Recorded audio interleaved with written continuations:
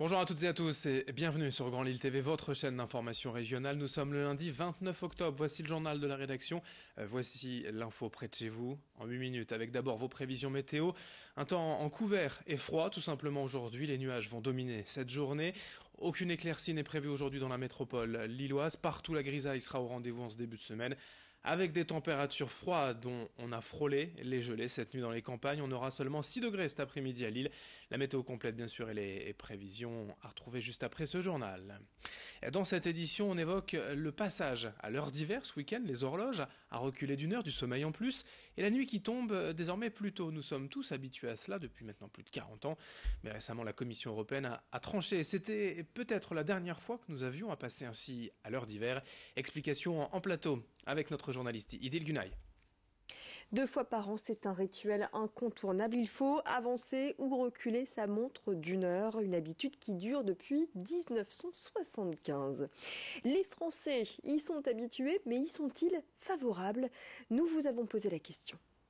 J'y trouve pas une grande utilité. Je pense que j'y vois pas un grand intérêt en fait. Je comprends pas trop et je trouve que c'est fatigant et l'hiver, en habitant dans le Nord, malheureusement, on a l'impression de voir moins le soleil et du coup d'être plus fatigué. Enfin, c'est mon point de vue perso. Moi, je veux que l'heure, elle ne change pas, quoi. Elle reste comme elle est. C'est beaucoup mieux. C'est ridicule de changer les heures. Je suis contre parce que ça dérègle pas mal de trucs. Les enfants, les personnes âgées, les animaux sont tous déréglés avec ces changements d'heure où on ne sait jamais non plus comment faire. Un avis qui va dans le sens de celui de la Commission européenne. Elle a récemment annoncé la fin du changement d'heure après une grande consultation citoyenne menée cet été en Europe. 84% des sondés ont opté pour la suppression du changement d'heure.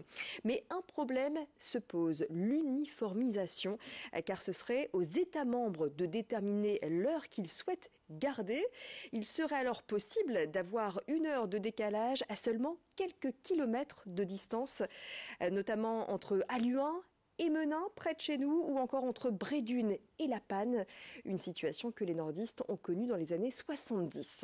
La Commission européenne espère tout de même que les pays se coordonnent.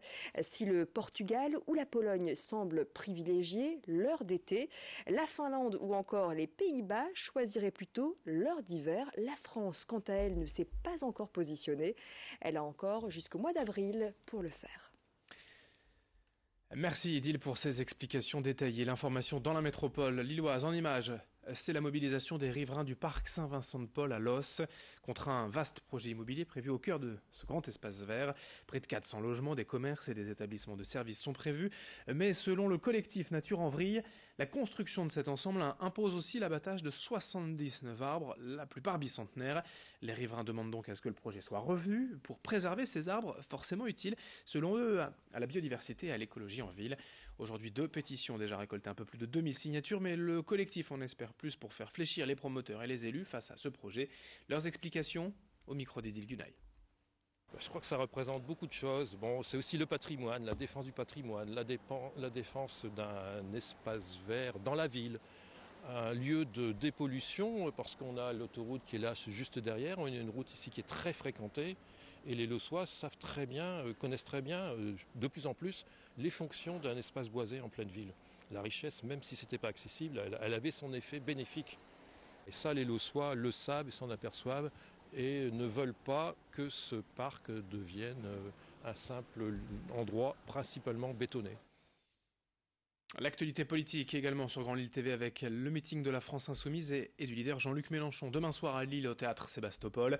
Un événement forcément attendu par les militants nordistes, mais pour faire le plein et diffuser leurs idées au plus grand nombre, les Insoumis lillois arpentent les rues depuis plusieurs jours en porte-à-porte et dans le centre-ville en distribuant des tracts.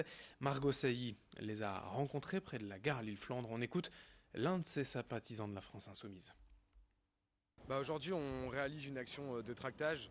Donc on tracte sur plusieurs espaces à Lille, donc sur les métros. On fait également du boitage pour informer du meeting de Jean-Luc Mélenchon mardi soir à 19h au théâtre Sébastopol. Ils accueillent vraiment grandement bien parce que là on a dû redemander des tracts tellement on a été débordé, on n'en a plus. Donc on a dû refaire une commande et ça passe vraiment bien. Moi personnellement je me sens un petit peu surexcité à l'idée qu'ils viennent parce que voilà, moi personnellement ça va être mon premier meeting donc moi je suis très heureux qu'ils viennent à Lille pour son premier meeting de rentrée. Voilà. On enchaîne dans cette édition avec la Toussaint qui approche et comme chaque année les ventes de chrysanthèmes et de pomponnettes par milliers dans les jardineries. Ici dans cette exploitation à Saint-Gand-en-Mélantois, il s'en écoule près de 15 000 pots en cette période. Cela représente presque un tiers du chiffre annuel pour cet horticulteur, ce qui fait de la Toussaint l'une des périodes les plus importantes de l'année après tout de même le printemps et notamment la fête des mères. Cette année, l'été a été particulièrement chaud et sec, les plantes ont donc demandé davantage d'eau et elles ont bien grossi. Les calibres sont plus importants que les années précédentes mais les prix sont restés les mêmes selon ce producteur, interrogé pour nous par Idil Gunay.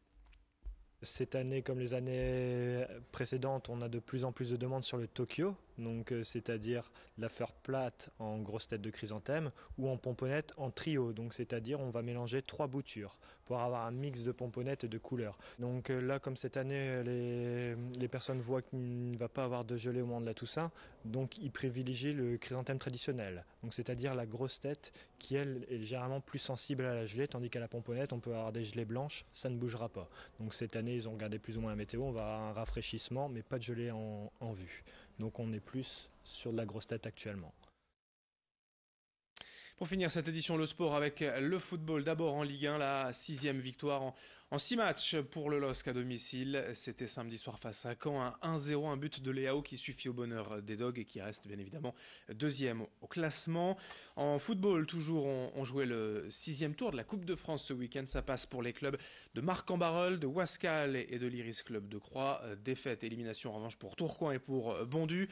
En basket, en Pro B, la défaite à domicile du LMBC vendredi soir face à Vichy-Clermont, 75-81.